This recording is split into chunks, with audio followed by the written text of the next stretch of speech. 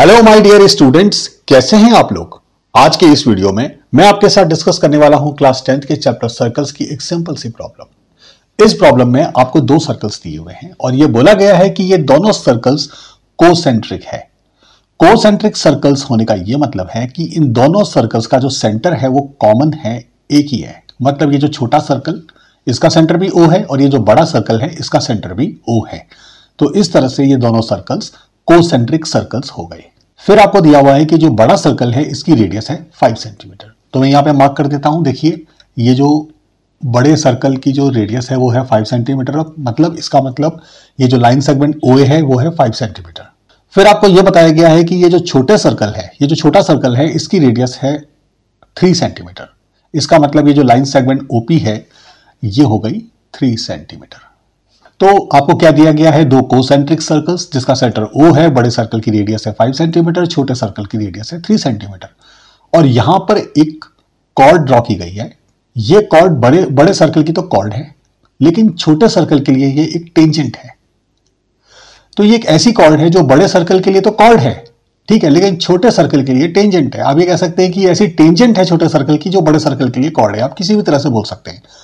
तो हमें इस लाइन सेगमेंट AB की जो कॉर्ड भी है और जो टेंजेंट भी है इसकी हमें लेंथ फाइंड करनी है। देखिए बहुत सिंपल है, कुछ भी मुश्किल नहीं है। मैं आपको डायग्राम में डिस्कस कर लेता हूं पहले, उसके बाद मैं लिखूंगा।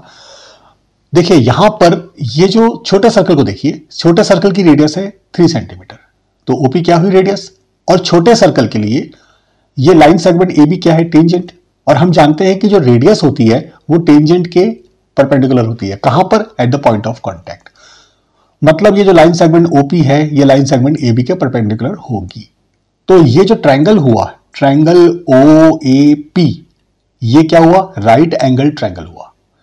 तो राइट एंगल ट्रायंगल पे हम पाइथागोरस थ्योरम लगा सकते हैं। पाइथागोरस थ्योरम क्या कहती है, पाइथागोरस थ्योरम कहती है square of the hypotenuse is equal to sum of the squares of perpendicular and base. अब यहां पर देखिए इस राइट एंगल ट्रायंगल में 5 तो आपको हाइपोटेन्यूज मिलेगा, ठीक है। परपेंडिकुलर आप OP को ले लीजिए, तो परपेंडिकुलर की लेंथ हो गई 3 सेंटीमीटर, बेस है AP।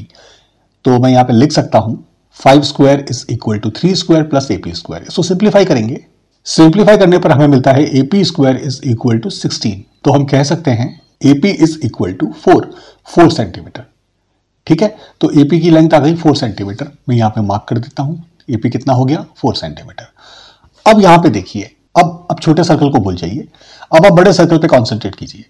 हम ये देखते हैं कि बड़े सर्कल के लिए AB क्या है, एक कॉर्ड है और O बड़े सर्कल का सेंटर है, ठीक है। और हम देखते हैं कि इस कॉर्ड के ऊपर एक परपेंडिकुलर है जो सेंटर से पास हो रहा है। बड़े सर्कल को देखिए, छोटे सर्कल को भूल जाइए।